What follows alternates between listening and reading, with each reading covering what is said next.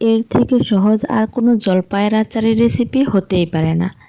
আজকে তৈরি করব অত্যন্ত মজার এবং সেই সাথে খুব সহজে বানানো যায় এমন একটা টকঝাল মিষ্টি স্বাদের জলপাইয়ের আচারের রেসিপি। এই আচারটা রুটি, পরোটা অথবা পোলাও বা খিচুড়ির সাথে খেতে দারুণ লাগে। তো চলুন শুরু করা যাক। আসসালামু আলাইকুম, রত্নাস মিনি কিচেনে আপনাকে স্বাগত। প্রথমে আমি খুব সিম্পল একটা মশলা তৈরি করে নেব। একটা প্যানে ছোট্ট 2 টুকরা দারুচিনি ও একটা শুকনো মরিচ দেব। এরপর 1 চামচ জিরা, 1 চামচ মিষ্টি জিরা বা মৌরি এবং 1 চামচ আস্ত ধনে সব কিছু শুকনা প্যানে হালকা আঁচে একটু ভেজে গুঁড়া করে নেব। এবার হাফ কেজি জলপাই ভালোভাবে ধুয়ে পরিষ্কার করে এভাবে টুকরা করে কেটে নেব।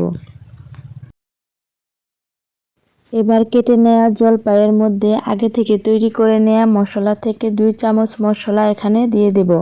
আর দেব হাফ চামচ হলুদ গুঁড়া, 1 চামচ মরিচ গুঁড়া, 1.5 চা চামচ পাঁচফোড়ন গুঁড়া এবং স্বাদ মতো লবণ। এবার সমস্ত মশলার সাথে জলপাইগুলোকে খুব ভালোভাবে মেখে নেব। এবার একটা প্যানে হাফ কাপ সরিষার তেল গরম করে দিয়ে দেব কয়েক টুকরা রসুন কুচি আর 1 চামচ জিরার ফোড়ন।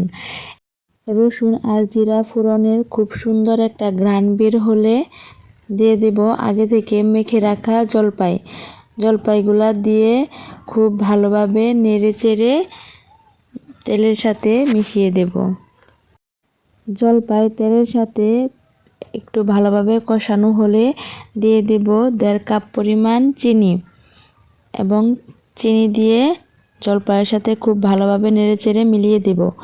এবার আস্তে আস্তে চিনি গলে পানি ছাড়বে এবং ওই পানিতেই জলপাইগুলো সেদ্ধ হয়ে যাবে।